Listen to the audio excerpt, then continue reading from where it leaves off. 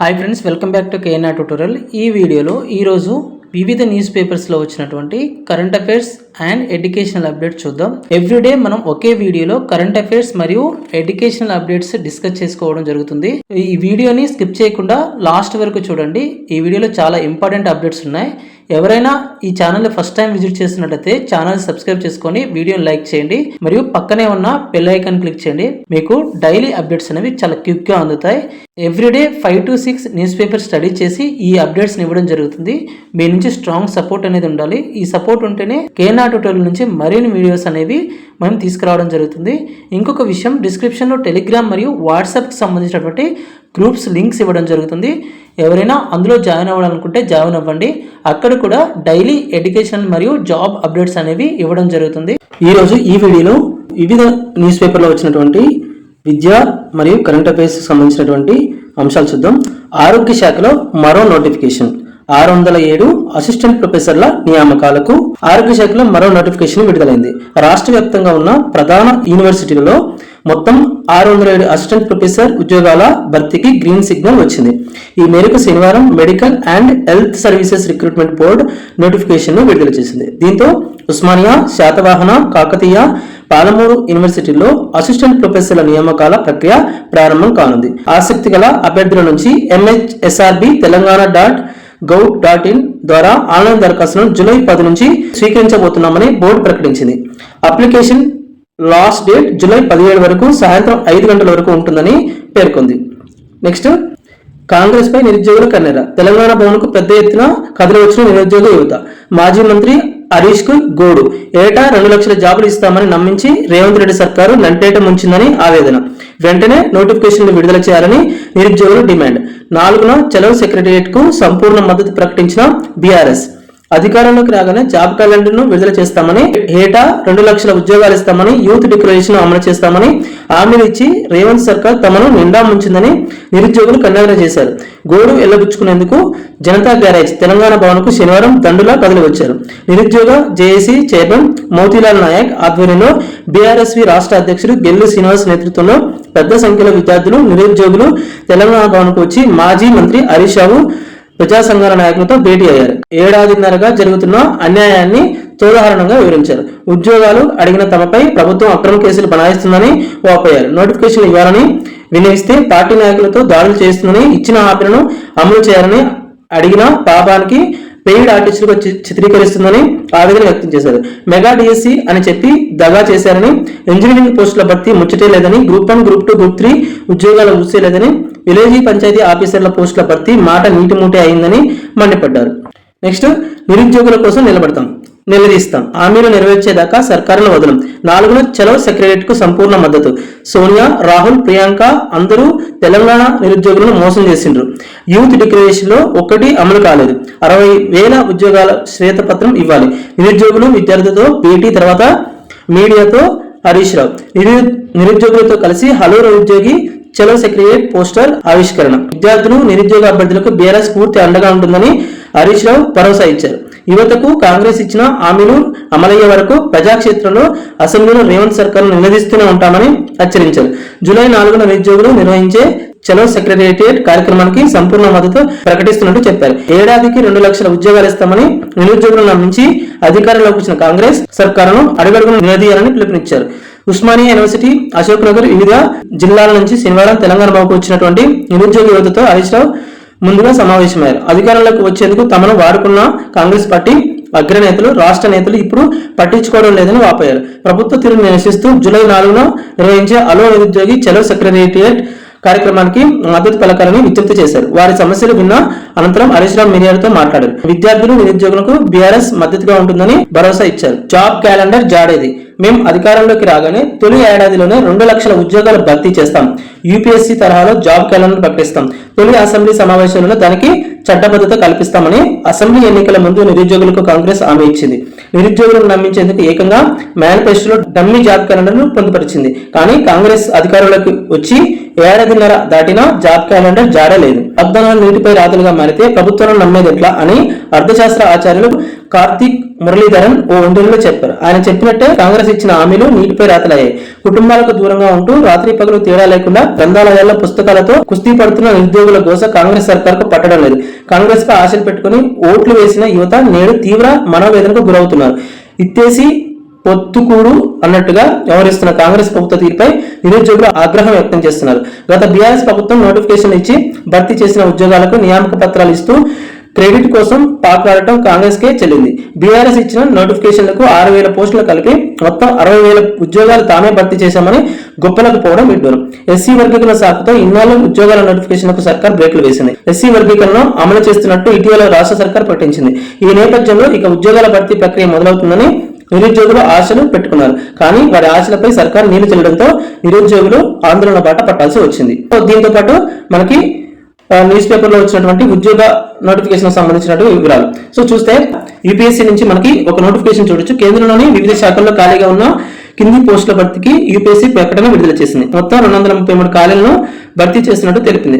పోస్టుల విషయానికి వచ్చినట్లయితే senior scientific assistant, grade 3 specialist scientific officer, dental surgeon, scientist B, junior scientific officer, assistant డైరెక్టర్లు తదితరాలు వీటిలో ఉన్నాయి. ఆ దరఖాస్తు అనేది మనం ఆన్లైన్ లో చేసుకోవాల్సి ఉంటుంది. చివరి తేదీ జూలై 17 వరకు ఉంటుంది. వెబ్సైట్ వచ్చి upsconline.gov.in. ప్రాజెక్ట్ సైంటిస్టులకు సంబంధించి గోవాలోని national centre for polar and ocean research కింద పోస్టుల భర్తీకి ప్రకటన అనేది విడుదలైంది. మనకు మొత్తం ఎన్ని ఖాళీలు ఉన్నాయంటే 15 ఖాళీలు ఉన్నాయి. పోస్టులు ప్రాజెక్ట్ సైంటిస్ట్ కి సంబంధించిన పోస్టులు. ఇందులో మనం ఎంపిక అనేది ఇంటర్వ్యూ ద్వారా ఉంటుంది. ఇంటర్వ్యూ తేదీ మనకి జూలై 7th ఉంటుంది. దీనికి సంబంధించిన వివరాలు తెలుసుకోవాలంటే www.ncpor.res.in లో మీరు తెలుసుకోవచ్చు.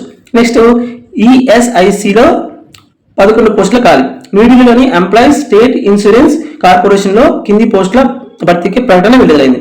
మొత్తం ఖాళీలు 11 పోస్టులు, డీమ్ పోస్టులు. దరఖాస్తు చివరి తేదీ మరియు తదితరాలను వెబ్సైట్ లో చూడవచ్చు. వెబ్సైట్ విషయానికి వస్తే www.esic.gov.in. నెక్స్ట్ మనం వివిధ న్యూస్ పేపర్లో వచ్చినటువంటి కరెంట్ అఫైర్స్ చూస్తే అంబేద్కర్ ఒకే రాజ్యాంగాన్ని కోరుకున్నారు. ఆయన విధానాలకు ఆర్టికల్ 370 విరుద్ధం. సిజేఐ దేశాన్ని ఐక్యంగా ఉంచేందుకు ఒకే రాజ్యాంగం ఉండాలని డాక్టర్ బిఆర్ అంబేద్కర్ కోరుకున్నారని, రాష్ట్రానికి రాజ్యాంగం అనే ఆలోచనకు ఆయన విరుద్ధం అని సుప్రీంకోర్టు ప్రధాన న్యాయమూర్తి జస్టిస్ బిఆర్ గవాయ్ పేర్కొన్నారు. నాగపూర్లోని శనివారం జరిగిన ఒక కార్యక్రమంలో ఆయన అంబేద్కర్ విగ్రహాన్ని ఆవిష్కరించిన అనంతరం మాట్లాడుతూ ఒకే రాజ్యాంగ పరిధిలో ఐక్య భారత్ ను డాక్టర్ అంబేద్కర్ కలగన్నారని, దాని నుంచి సుప్రీంకోర్టు స్ఫూర్తి పొందిందని చెప్పారు. జమ్మూ కాశ్మీర్ కు ప్రత్యేక హోదా కల్పించిన ఆర్టికల్ 370ని రద్దు చేయాలన్న కేంద్రం నిర్ణయాన్ని ఆయన సమర్థించారు. నెక్స్ట్ దేశంలోనే తొలి డిజిటల్ హైవే ఢిల్లీ గురుగ్రామ్ కలిపే ద్వారకా ఎక్స్ప్రెస్ హైవే ఏఐ సాయంతో పనిచేసే అడ్వాన్స్డ్ ట్రాఫిక్ మేనేజ్మెంట్ సిస్టమ్ ను అందుబాటులోకి తెచ్చారు. దీన్ని దేశవ్యాప్తంగా అమలు చేయాలని కేంద్రం భావిస్తుంది. జాతీయ రహదారుల ప్రాధికార సంస్థ మార్గదర్శకాలకు అనుగుణంగా ఇది రూపుదిద్దుకుంది. ద్వారకా ఎక్స్ప్రెస్ హైవేతో పాటు NH-48 పై 28 కిలోమీటర్ల మేర అత్యాధునిక నిఘా వ్యవస్థను జోడించారు. మొత్తంగా 56.46 కిలోమీటర్ల మేర రహదారిపై వ్యవస్థను అందుబాటులోకి తీసుకొచ్చారు. తద్వారా దేశంలోనే తొలిసారిగా ఏఐ ఆధారిత స్మార్ట్ ట్రాఫిక్ సిస్టమ్ కలిగినటువంటి డిజిటల్ హైవేగా ఇది గుర్తింపు పొందింది. ఈ మార్గంలో సీట్ బెల్ట్ ధరించకుండా ప్రయాణిస్తే అత్యాధునిక కెమెరాలు టక్కున పట్టేస్తాయి. ట్రిపుల్ రైడింగ్, పరిమితికి మించిన వేగం వంటి 14 రకాల ట్రాఫిక్ ఉల్లంఘనలను ఈ ATMS వ్యవస్థ పసిగట్టి తనకు అనుసంధానంలో ఉన్నటువంటి ఈ చలాన్ పోర్టల్ ద్వారా సంబంధిత పోలీసులు అధికారులకు ఆ సమాచారాన్ని చేరవేస్తుంది. నెక్స్ట్ FDI గమ్యస్థానాల్లో భారత్కు 15వ స్థానం. గత ఏడాది విదేశీ ప్రత్యక్ష పెట్టుబడులను అందుకున్న దేశాల్లో ప్రపంచవ్యాప్తంగా భారత్ 15వ స్థానంలో నిలిచిందని United nations conference on trade and development నివేదిక వెల్లడించింది. 2023లో $28.1 బిలియన్ FDI మన దేశంలోకి తరలిరాగా 16వ స్థానంలో నిలిచింది. 2024 $27.6 బిలియన్ FDI వచ్చిన ఒక స్థానం మెరుగుపడడం గమనార్హం. నెక్స్ట్ మొబైల్ యాప్ తో ఇంటి నుండే ఓటింగ్. బీహార్ స్థానిక ఎన్నికల్లో పైలట్ ప్రాజెక్టు షురు. బ్లాక్ చైన్ టెక్నాలజీతో యాప్ రూపొందించిన సీడాక్ ఓటింగ్ శాతం పెంచడమే లక్ష్యం. ఎన్నికల ప్రక్రియలో బీహార్ చరిత్ర సృష్టించింది. దేశంలో తొలిసారిగా మొబైల్ ఫోన్ తోనే ఓటు వేసే ప్రక్రియకు బీహార్ స్థానిక ఎన్నికల్లో శ్రీకారం చుట్టారు. దీనికోసం ఈ SEC BHR అనే యాప్ ను తయారు చేసిన ఈసీ బీహార్లోని అన్ని మున్సిపల్ కౌన్సిల్ ఎన్నికల్లో పైలట్ ప్రాజెక్ట్ గా దీన్ని అందుబాటులోకి తీసుకొచ్చింది. పోలింగ్ బూత్ కు రాలేని వృద్ధులు, వికలాంగులు, గర్భిణీలు, వలస కార్మికులు తదితరులకు ఈ ప్రక్రియ చాలా ఉపయోగపడుతుందని ఈసీ తెలియజేశారు. నెక్స్ట్ ఇది ఎలా పనిచేస్తుంది అంటే ఈ యాప్తో ఓటు వేయాలనుకునే వాళ్ళు ముందుగా దీన్ని డౌన్లోడ్ చేసుకోవాలి. ఓటర్ ఐడి, ఫోన్ నెంబర్తో రిజిస్టర్ చేసుకోవాలి. పోలింగ్ జరిగే రోజున ఏ సమయంలోనైనా ఓటు వేయొచ్చు. నెక్స్ట్, ఒక మొబైల్ నెంబర్తో గరిష్టంగా 2 ఓటర్లు మాత్రమే లాగిన్ చేసే వీలుంటుంది. ఓటర్ ఐడి నెంబర్తో ప్రతి ఒక్కరూ వెరిఫికేషన్ జరుగుతుంది. Next semen Biles world sports women of the year గా అవార్డు గెలుచుకుంది. 25వ లారెస్ వరల్డ్ స్పోర్ట్స్ అవార్డులను మాడ్రిడ్ లో ప్రదానం చేశారు. ఈ అవార్డులను క్రీడల ఆస్కార్ గా పిలుస్తారు. సో వెరీ వెరీ ఇంపార్టెంట్, గుర్తుపెట్టుకోండి. World sports women of the year గా ఎవరు ఎన్నికారంటే సిమోన్ బైల్స్. సో ఇది ఎక్కడ జరిగింది అంటే, ఈ అవార్డుల ప్రదానోత్సవం ఎక్కడ జరిగింది అంటే మాడ్రిడ్ లో జరిగింది. సో ఎక్కడ జరిగింది? మాడ్రిడ్ లో జరిగింది. సో వీటిని ఏమని పిలుస్తారంటే క్రీడల ఆస్కార్ గా పిలుస్తారు. సో నెక్స్ట్ చూడండి, 2030 నాటికి ఐటీ రంగంలో 9 లక్షల మంది ఫ్లెక్సీ నిపుణులు. సో ఐటీ రంగంలో ఫ్లెక్సీ నిపుణులు. సో ఎందుకు ఈ కరెంట్ అఫేర్ అనేది ఇక్కడ యాడ్ చేశానంటే, ఫ్లెక్సీ నిపుణులు అనే ఈ వర్డ్ అనేది చాలా ఇంపార్టెంట్. మనకి ఎగ్జామ్ లో ఫ్లెక్సీ నిపుణులు అంటే ఏంటి, ఇటీవల వార్తల్లో ఉన్నటువంటి ఫ్లెక్సీ నిపుణులు అంటే మీనింగ్ ఏంటి అని అడగొచ్చు. సో దేశ ఐటీ ఆధారిత సేవా రంగాల్లో అవసరం మేరకు నియమించుకునే ఫ్లెక్సీ నిపుణుల సంఖ్య ఏటా పెరుగుతుంది. అంటే ఐటీ ఆధారిత సేవా రంగంలో అవసరం మేరకు నియమించుకునేటటువంటి నిపుణులని మనం ఏమంటామంటే ఫ్లెక్సీ నిపుణులు అంటారు. సో ఓకేనా, ఏ రంగంలో నియమించుకుంటారని కూడా అంటారు. సో అది కూడా గుర్తుపెట్టుకోండి. సో సింపుల్, అంటే కేవలం అది మాత్రమే మనం గుర్తుపెట్టుకోవాల్సింది. ఓకేనా. సో ఫ్లెక్సీ నిపుణులు అంటే ఏంటో అది ఒకటి గుర్తుపెట్టుకోండి చాలు. నూతన సారథిగా పరాగ్ జైన్. భారత నిఘా సంస్థ రీసెర్చ్ అండ్ అనాలిసిస్ వింగ్ నూతన చీఫ్ గా సీనియర్ ఐపీఎస్ అధికారి పరాగ్ జైన్ నియమితులయ్యారు. ప్రస్తుతం ఆ పదవిలో ఉన్న రవి సిన్హా జూన్ 30న పదవీ విరమణ పొందనున్నారు. రాలో 2వ అత్యంత సీనియర్ అధికారి కావడంతో పరాగ్ జైన్ కు ఈ కీలక అవకాశం లభించింది. నెక్స్ట్, ఈయన పంజాబ్ ఉగ్రవాదంపై ఉక్కుపాదం మోపడం జరిగింది. పరాగ్ జైన్ పంజాబ్ క్యాడర్ కి చెందినటువంటి 1918 బ్యాచ్ ఐపీఎస్ అధికారి. ప్రస్తుతం ఆయన రాలోని ఏవియేషన్ రీసెర్చ్ సెంటర్ విభాగానికి సారథ్యం వహిస్తున్నారు. ఆపరేషన్ సింధూర్ లో కూడా కీలక పాత్ర పోషించడం జరిగింది. సో నెక్స్ట్ చూడండి, వాతావరణ మార్పులను తట్టుకోగలిగే పదార్థం. కార్బన్ డైఆక్సైడ్ ను శోషించుకునే సామర్థ్యం. భవన నిర్మాణంలో పనికొచ్చేలా ఆవిష్కరణ. వాతావరణ మార్పులతో పోరాడగలిగే సరికొత్త పదార్థాన్ని స్విట్జర్లాండ్ శాస్త్రవేత్తలు అభివృద్ధి చేశారు. ఇది కార్బన్ డైఆక్సైడ్ ను శోషించుకోగలదు. బ్లూ గ్రీన్ ఆల్గే అంటే సైనో బ్యాక్టీరియాను ఉపయోగించి దీన్ని తయారు చేశారు. నీరు, సూర్యరశ్మి కార్బన్ డైఆక్సైడ్ ను ఇది కిరణజన్య సమయక్రియ ద్వారా ఆక్సిజన్ సుగర్స్ గా మారుస్తుంది. దీనిని ఏదో ఓ రోజున భవన నిర్మాణంలో ఉపయోగించే అవకాశం ఉంది. ఈ అధ్యయనకర్తలో ఒకరైనటువంటి యుఫాన్ క్యూ మాట్లాడుతూ సైనో బ్యాక్టీరియా ప్రపంచంలోని అత్యంత ప్రాచీన జీవ రూపాల్లో ఒకటని ఆయన చెప్పారు. కిరణజన్య సమయక్రియను జరపగలవని, సూర్యరశ్మి, నీరు, CO2 నుంచి బయోమాస్ను ఉత్పత్తి చేయగలవని తెలిపారు. జీవ కణాలకు ఆశ్రయం ఇచ్చే వాహక పదార్థం హైడ్రోజెల్ అత్యధిక నీటితో క్రాస్ లింక్డ్ పాలిమర్ తో ఈ జెల్ ను తయారు చేస్తారు. ఈ మెటీరియల్ వాతావరణంలో CO2ను 400 రోజుల పాటు శోషించుకోగలదని పరీక్షల్లో వెల్లడైంది. నెక్స్ట్, జాతీయ గణాంక దినోత్సవం. ప్రొఫెసర్ ప్రశాంత చంద్ర మహాలనోబిస్ జయంతి సందర్భంగా మన దేశంలో ఏటా జూన్ 29న జాతీయ గణాంక దినోత్సవంగా నేషనల్ స్టాటిస్టిక్స్ డేగా నిర్వహిస్తారు. జాతీయ ఆదాయాన్ని అంచనా వేయడంలో, ప్రభుత్వ విధానాలను రూపొందించడంలో గణాంకాలు ముఖ్య పాత్ర పోషిస్తాయి. మహాలనోబిస్ జీవితంలోని ముఖ్య విశేషాలు. 1931 డిసెంబర్ 17న కోల్కతాలో ఇండియన్ స్టాటిస్టికల్ ఇన్స్టిట్యూట్ ను ఏర్పాటు చేశారు. 1947 51 అక్రెస్ సమితి సబ్ కమిషన్ ఆన్ శాంప్లింగ్ కు చైర్మన్ గా వ్యవహరించారు. నెక్స్ట్, 1949లో జాతీయ అంచనాల కమిటీని ఏర్పాటు చేయడం జరిగింది. దీనికి మహాలనోబిస్ అధ్యక్షుడిగా డిఆర్ గాడ్గిల్, డాక్టర్ కేవీఆర్ వి రావులు సభ్యులుగా ఉన్నారు. దీన్నే ఐ పవర్ ఎక్స్పర్ట్ కమిటీ అని పిలుస్తారు. 1950 ఇండియన్ సైన్స్ కాంగ్రెస్ కి అధ్యక్షులుగా వ్యవహరించారు. 1950లో నేషనల్ శాంపిల్ సర్వేను ఏర్పాటు చేశారు. 1955-67 వరకు భారత ప్రణాళికా సంఘంలో సభ్యుడిగా ఉన్నారు. ఈయన 1893లో జూన్ 29న బెంగాల్ ప్రెసిడెన్సీలోని కోల్కతాలో జన్మించారు. ఆయన 1936లో మహాలనోబిస్ డిస్టెన్స్ అనే భావనను ప్రవేశపెట్టారు. నెక్స్ట్ కరెంట్ అఫైర్ చూడండి. రాజస్థాన్ లో మహాభారతం నాటి ఆనవాళ్లు.